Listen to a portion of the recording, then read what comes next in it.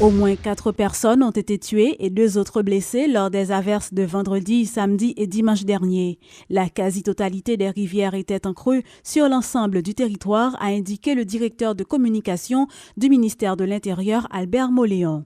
Les dégâts sont importants dans 8 des 10 départements, a-t-il soutenu, faisant valoir toutefois que les nippes ont été sévèrement touchées.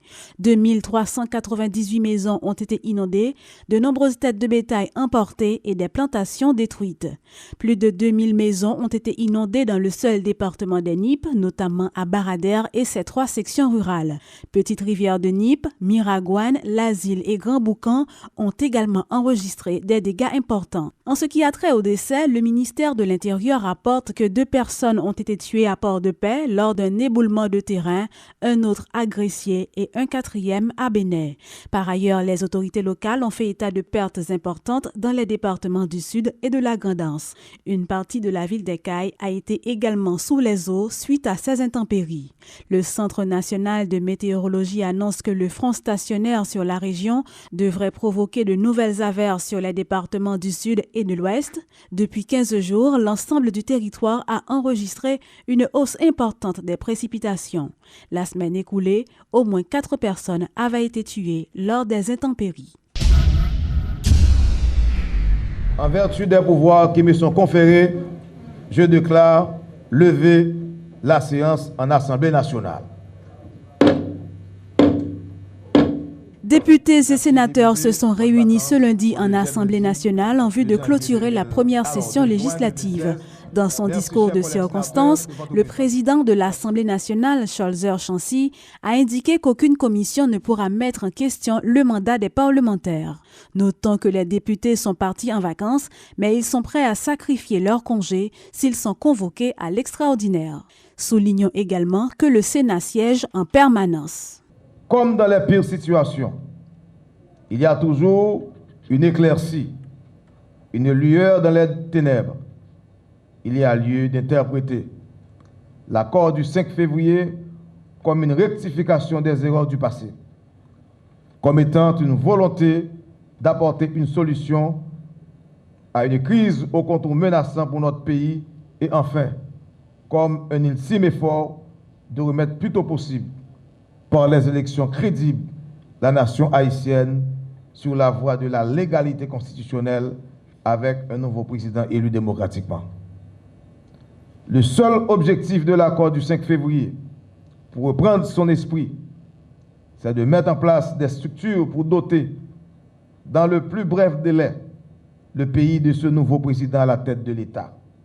Aussi, je me fais le porte-parole de mes collègues parlementaires en réclamant du Conseil électoral provisoire, fruit de l'accord du 5 février, un calendrier électoral le plus tôt possible. Évitons de poser des actes inconsidérés tendant à aggraver la crise plutôt qu'à la résoudre. La nation a pris note de la formation d'une commission présidentielle d'évaluation des élections de 2015.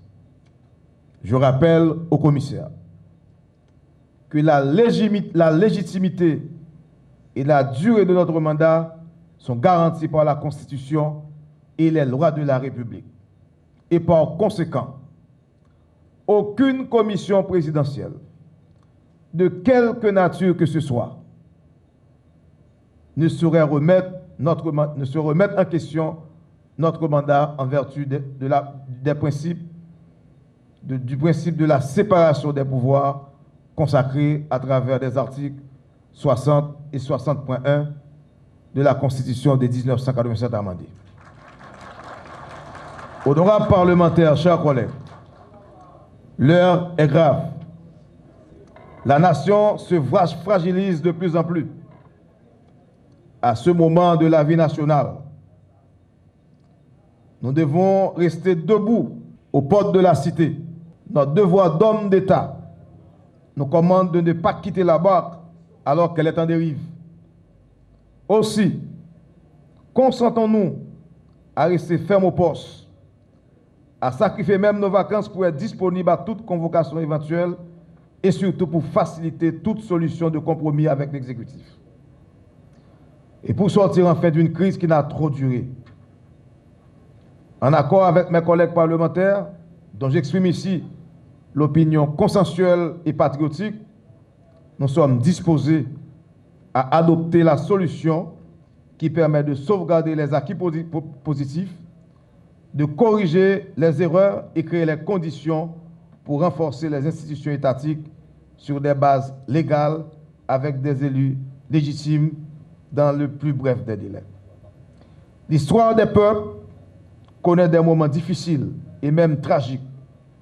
Elle est toujours marquée par l'action des grands hommes, de leurs fils les plus dignes, les plus valeureux. Efforçons-nous, chers collègues, de nous mettre à l'école de ces héros. Inspirons-nous d'eux pour nous doter de l'esprit d'abnégation dont ils ont fait montre dans les moments les plus pénibles de leur histoire nationale. Le candidat à la présidence du PHTK, Jovenel Moïse, confirme avoir pris l'initiative de rencontrer le coordonnateur national du Parti La Paix, Anacassis Jean-Hector, vendredi dernier. M. Moïse a indiqué que la rencontre a été fructueuse et s'est déroulée dans le respect mutuel. Par ailleurs, le candidat du PHTK rappelle qu'il n'a pas peur du travail de la commission de vérification électorale. Selon Jovenel Moïse, tout ce qu'il souhaite, c'est que la lumière soit faite sur les élections du 25 octobre. Dans l'accord 5 février que le président a signé, moi pas ouais, un côté dans l'accord qui gagne une commission de vérification. Ça veut dire pas ouais. Côté moi ouais dans le niveau conseil électoral là, ça c'est le troisième élément. Si vérification t'a supposé gagner, son approfondissement de vérification, a dit une commission d'évaluation qui lui-même te font vérification. Son approfondissement de vérification ça. D'après ça, accord a dit. Qui entité qui vient pour faire approfondissement ça? C'est pas le palais national. C'était le conseil électoral provisoire.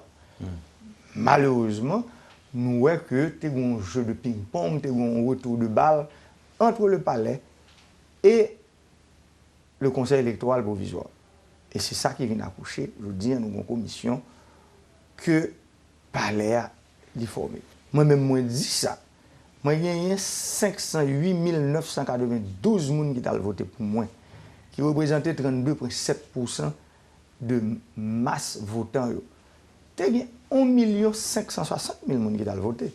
Ça veut dire, dans les gens qui ont voté, il y a plus qu'un million qui n'ont pas voté pour moi.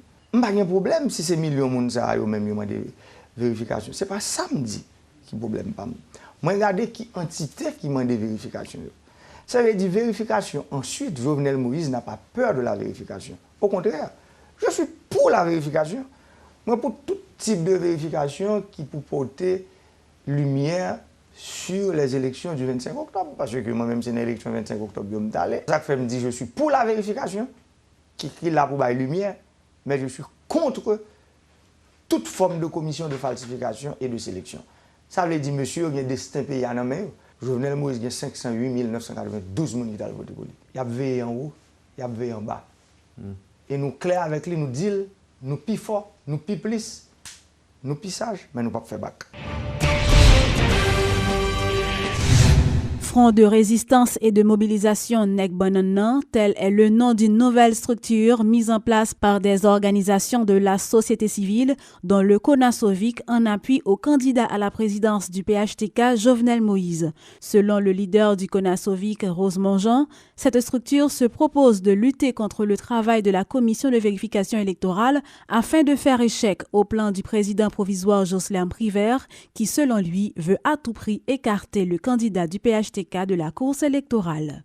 Pour nous dire commission de vérification, 1, nous ne pas reconnaître lui, 2, nous pas bataille contre lui, 3, Jovenel Gilles Célestin dans le deuxième tour, conseil électoral là avant 31 mai, lui doit bailler calendrier élection. Sinon, ne pas s'activer dans la mobilisation pour le déclencher dans le pays, monsieur Privé, Parlement, CEPA a porté responsabilité. Nous finissons nous lancer un appel. Tout soldat démocratique, avancez. Parce que je dis, la patrie est en danger.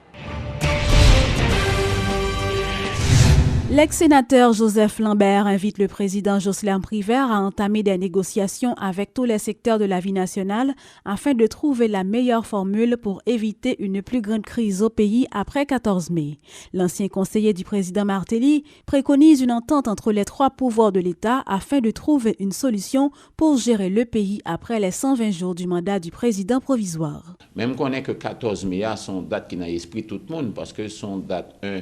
Déjà, tout le monde connaît que c'est 14 mai que le président Préval était parti, c'est 14 mai que le président Martelly était installé, c'est 14 mai que le débat a fait pour le président Martelly est arrêté jusqu'à 14 mai et autres, etc.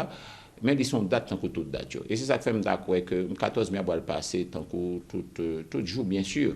Pour qui ça parce que il n'est pas légal. Il n'est pas un aspect contraignant en fait en tant que tel pour la présidence de M. Privert. Et un fait est certain, c'est que l'État de bon ton pour que le président Privert travaille avec le conseil électoral là.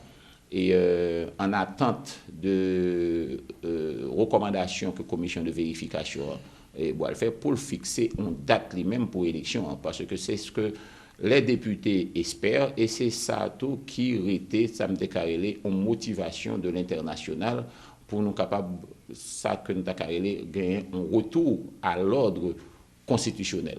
Et, mais cependant, il est clair que 14 mai, il faut qu'on anticipe. Parce que 14 mai, au matin, très certainement, si pas un accord qui joigne, si pas un consensus qui dégage, si les grands pouvoirs de l'État pas dit qui ça a fait, le pays a retrouvé, bien sûr, sans président et sans alternative. Le ministère de l'Agriculture a procédé le week-end écoulé à la remise de coupons agricoles à plus de 1500 planteurs à Diller, une localité de Wanamet. Le directeur du Mandre a également profité de cette occasion pour visiter 2 centres agricoles au niveau de la région. Et aux agriculteurs en action, nous commençons à injecter une quantité d'argent qui a permis que les agriculteurs diminuent les problèmes qu'ils gagnent dans la question de cob pour être capable de faire l'agriculture. Le ministère, à travers PTT, a 1523 bénéficiaires, près de 55 millions de goods. C'est un bagage qui est important parce que nous voyons que l'institution de microfinance pour compte par eux, c'est à peine sur 90 millions de goods dans tout le pays. Qui fait que c'est un début. Nous prenons le travail pour que, comme nous connaissons déjà, une banque de développement et de crédit agricole que plusieurs institutions dans le pays ont travaillé pour capable monter. Il n'est pas en place, mais nous commençons avec 2 projets pour que au moins nous soyons capables de râler en dessous. Parce que nous connaissons que des zones telles que la Tibonite, pour nous soyons capables de faire culture du riz, quelquefois, ils ont un pont qui compte dépasser 800%. Alors, ce n'est pas normal pour que nous appelions une relance agricole et pour nous pas capables de joindre de près et pour être capables de faire production agricole. Installation samedi dernier du nouvel ATI national Joseph Fritzner Coma. La cérémonie a eu lieu en présence de plusieurs membres du secteur des vaudouisans. À cette occasion, la Mambo Evonie Georges Auguste a affirmé que le nouveau chef suprême du vaudou aura à réaliser un projet de socialisation élaboré par la Confédération nationale des vaudouisans haïtiens KNVA pendant les 7 années de son mandat. Des vaudouisans de différents départements du pays s'étaient rassemblés au Théâtre national pour assister à l'installation du premier homme du vaudou haïtien samedi dernier. En effet, la cérémonie de haussement du nouvel ATI Joseph Comas a enfin lieu malgré la division qui règne dans ce secteur sur ce problématique. La Mambo Evonie Georges Auguste a révélé à la presse que le nouvel ATI aurait des projets d'éducation ou de construction de nouveaux temples qui l'attendent après son intronisation. En outre, Mme Auguste a affirmé que le Hunga Comas aurait surtout la mission d'unir ses pairs pour l'avancement du vaudou haïtien. Avec et montée à Tissa, nous allons rentrer dans sa socialisation. Ça veut dire que nous avons un projet de société que KNV a élaboré et Atissa va commencer à exécuter. Parce qu'il y a plusieurs points, mais point prioritaire aujourd'hui, c'est le travail pour meilleures conditions de la vie vaudouisante. Si Atissa a nous satisfaction pendant 7 ans, toute communauté après le chita encore pour nous reconduire, mais s'il pas ban nous n'après aller rentrer encore dans l'élection pour nous gagner l'autre Ati. Nous limiter là en période de 7 ans. Consciente de la mésentente qu'il y aurait dans le secteur vaudou sur la double nationalité du Nouvel Ati, Evonie a été claire sur cette question en affirmant que le secteur n'était pas discriminatoire envers ses fils. Et pas aucune loi dans vaudou qui est discriminatoire. Nous pas servi avec rien qui exclut moun. Nationalité et c'est pas un bagage qui tellement de valeur dans vaudou. Pour qui ça? Parce que nous connaissons une seule race, la race humaine. Et race humaine, nous connaissons qu'il y a plusieurs types d'hommes et de femmes là-dedans. Nous avons qui ont cheveux bouclés, nous avons cheveux plats, nous avons cheveux graines, nous avons cheveux piquants, nous avons toute qualité. Yeux verts, yeux bleus. Et nous, tous sur la terre, nous, ces frères, nous, ces sœurs, tous côtés nous arrivons et nous dit que la misère pas douce, nous chantons. Nous pourrons chercher la vie de l'autre côté et l'autre chercher la vie de l'autre côté. L'autre côté, c'est l'autre loi, l'autre règlement. Et de là, il faut rentrer dans le règlement pour qu'à vivre. Cette cérémonie a été organisée en présence de diverses personnalités politiques comme l'ex-ministre de Martelly Evans Paul, le candidat à la présidence Moïse Jean-Charles, entre autres.